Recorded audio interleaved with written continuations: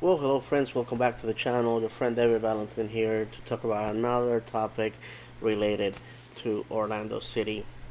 If you are a U.S. soccer or football fan or even a casual follower, you have heard the name of Daryl Dike lately.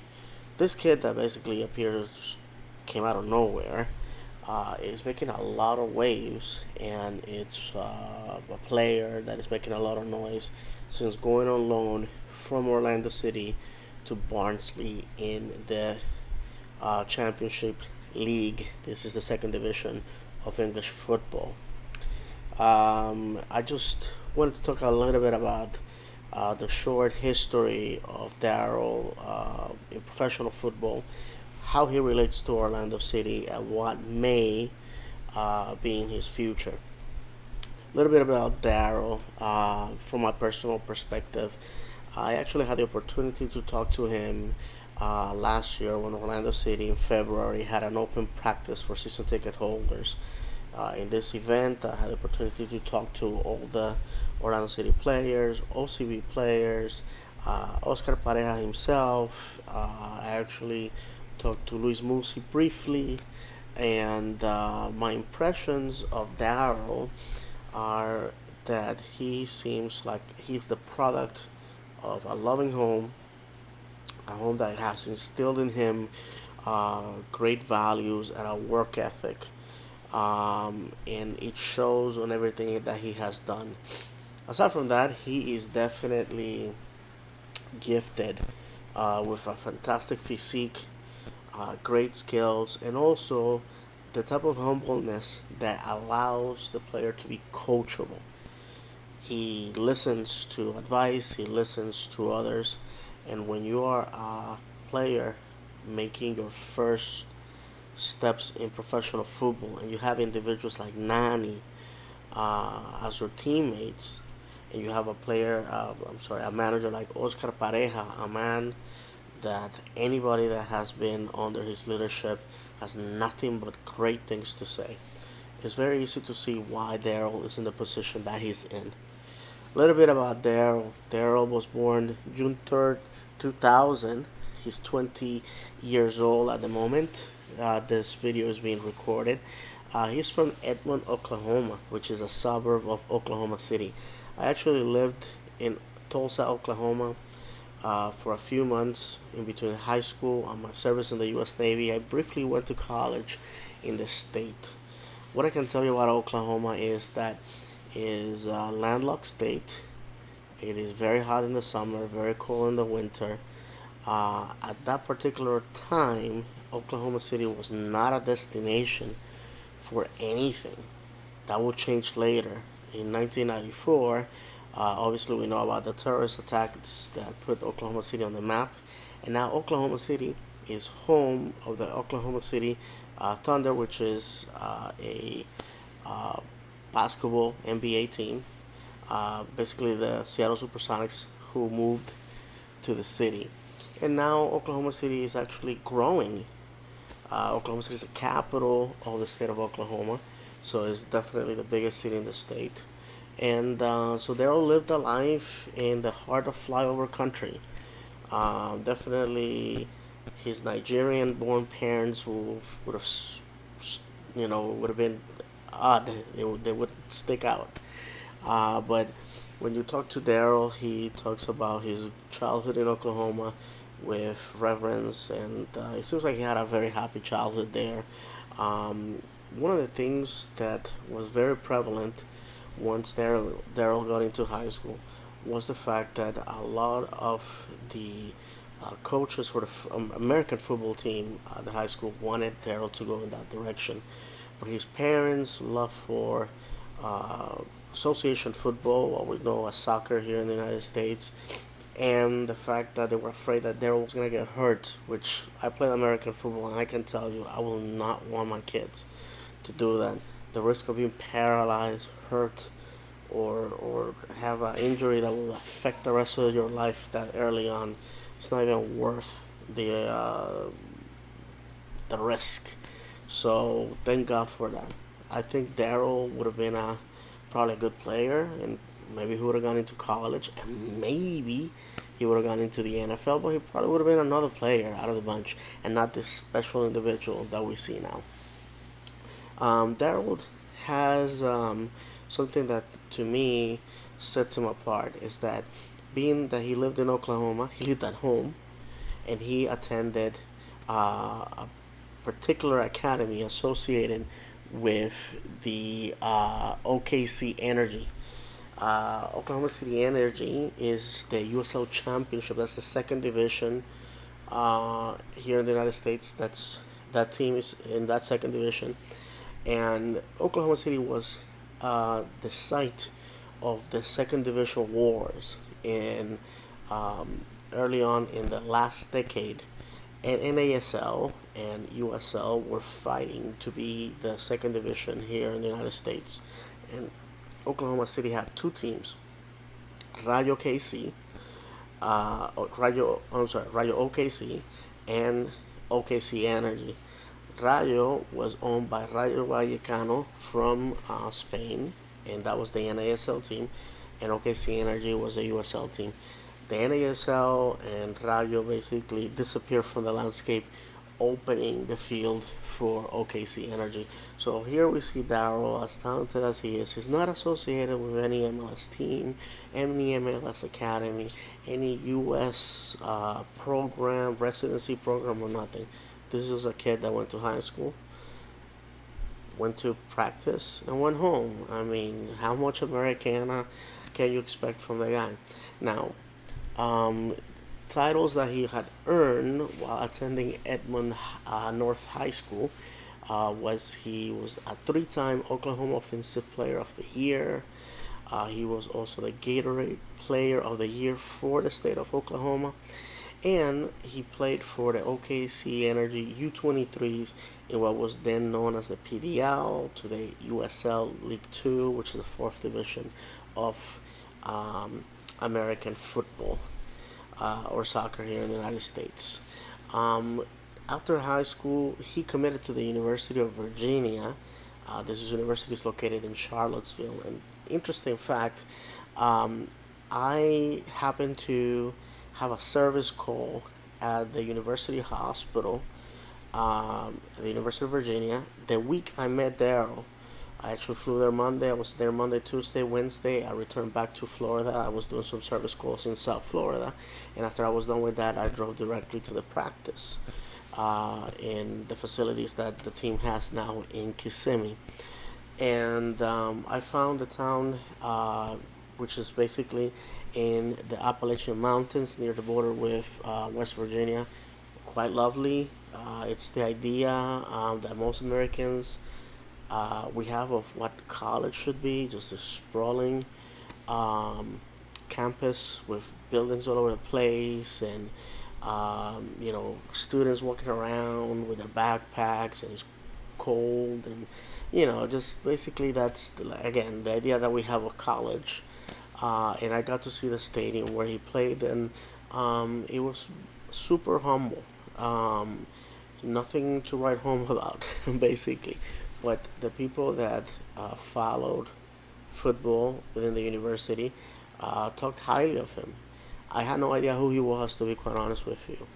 College football in the United States, soccer for those, it's so diverse, it's so massive at the different levels that it's very difficult to follow every single player. And usually, I find out about a player once a team drafts him, or he makes it to the MLS or USL champions, or championship or USL League One, and we see what the guy is all about. So Daryl came to Orlando after the draft of 2020. Interesting fact about this is that Orlando City picked him fourth. That means that Miami had the first pick, Nashville the second, Miami the third, and I'm sorry, I believe fourth was Vancouver and then Orlando. So Miami had the opportunity to get this guy twice and passed on him. Amazing! What a blunder! One that, of course, also Orlando City fans make sure to remind them every single time. Now, the funny thing about this is when Daryl came, we were expecting him to be a UOCB player. That's the reserve team that at the time was playing the third division of American football, USL League One. We weren't expecting him to do anything impressive because we had so much depth at that position that we were expecting him to maybe spend a year there or maybe come in here and there and make some contributions, but that was about it. Well, that changed. Orlando City played the first two games of the season, as you all know, and then went on hiatus because of COVID. When he returned, Daryl wouldn't see the pitch until Orlando City was already in the playoff phase or the elimination phase of the MLS's back tournament. And he played in the game where Orlando City faced Montreal. He didn't score, he didn't do anything special, but he was impressive in the way he was defensively complementing the team, and offensively, he was just being a handful. I'd like to compare him to Julio Baptista, who played in England, Spain, different countries, Brazilian international, who played in Orlando City in 2016. Just a bulky, massive guy with a cannon for a boot. And anyways, Daryl will score his first goal in the first game after MLS is back, and it was as a visitor at Miami. Unfortunately, Orlando City lost that game 3-1, but Daryl proved that he was just a massive guy to be dealt with, and we were inspired by his performance. He continued, and he got a brace against Nashville at home, and the story's there. We started getting excited. After that, Daryl was called up to the U.S. national team, where he has performed, in my opinion, every bit of what we were expecting of him. Unfortunately, he was unable to score, but he was brought in as a substitute at a time where basically the score was already settled. That said, it came as a surprise when Orlando City sent Daryl on loan to Barnsley. Um, gotta be honest with you. The experience so far has been one where I've been a little bit offended, number one, and two, a little bit salty. And I gotta tell you why. When he was picked for to go on loan, a lot of the Barnsley fans discounted him. They made it look like, oh my God, this guy is American. He doesn't know anything. And Orlando City fans were like, you don't even know what you have in your hands. And the excitement for him was very dismissive. It was non-existent. But then when the game started happening, the goals started coming in, then all of a sudden they're like, oh, we want to keep this guy, but we are only paying $2 million for him. And we were like, you're out of your mind. That's not going to happen. And they were like, no, no, no, that's what he's worth. And I'm like, we don't owe you any favors. What would we sacrifice winning a championship here in the United States for $2 million? That's insane. Do we look like destitute or desperate for money? Well, the fact is that the attitude has changed because now we know that Orlando City has turned down $10 million for him by, according to the BBC, top six um, Premier League teams. And after that, he got called once again to the national team, and he had an impressive brace in a 3-1 victory in his last game with Barnsley. So this is where I say that I'm a little bit salty. I'm seeing this guy perform like this, and I'm like, can Orlando City really be without this guy for at least 1 year? Because all our detractors, especially the trolls from Miami and Atlanta, are quickly saying, yeah, sell the guy, sell the guy. Why? Because they're afraid that this guy will decimate their teams.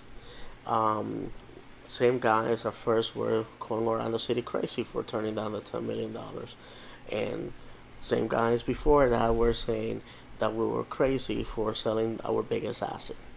But I always say that I trust Oscar Pareja, Luis Musi, and Ricardo Moreira, so the ball is on their court. I don't know what happens behind closed doors, but I know what I have seen on the pitch, and I like it. Do I want Daryl Dike back? As a fan, yes. As an Orlando City fan, as a football fan, I understand the guy probably has the talent to be in a higher level than what MLS can offer, and also the money from the sale can benefit the club greatly. So in that respect, if he doesn't come back, I will be happy with what we had with him, and I'll definitely. I'm pretty sure that the money will be placed in good hands.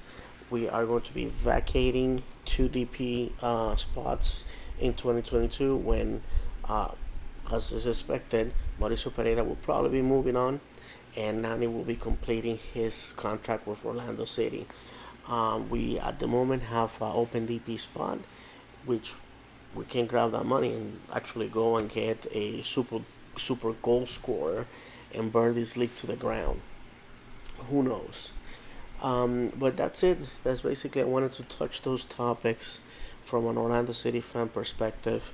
Right now, there's a lot of talking heads in MLS praising the guy, ignoring the fact he came from Orlando City, ignoring the fact that the sacred cows of the league passed on him, ignoring the fact that it was his time in Orlando City that created the momentum for him to go to England. That is the Orlando City front office that, realizing what they had in their hands, decided to put him and showcase him in England.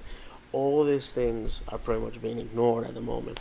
And that sort of makes me mad because Orlando City keeps being judged by the action of an incompetent front office that now is running Miami, and you see the cycle of old players and players about to retire and bad decisions playing out there, and I'm like, my goodness, no wonder we had no hope. No wonder we had no hope. Daryl Dike in Miami, if they would have had the foresight to get this guy, probably would have languished there, and a situation like the one with Kyle Aaron would have happened. I don't think Kyle Aaron would have gone the way it did had we had the front office that we have today. Very important to say. Well, with that, I see that I'm already close to the 20 minutes. So thank you for watching. Please like, subscribe, share. My purpose is to get as many Orlando City fans as possible together to share this content. I want to hear your opinions. Comments are open. I can be found at Florida underscore man76 on Twitter, and at 407 Root Boy on Instagram. And again, if you are in the market for a Spanish language podcast about Orlando City, Tiro de Esquina on every application where you usually consume your podcast. Thank you again. Go City. See you next time.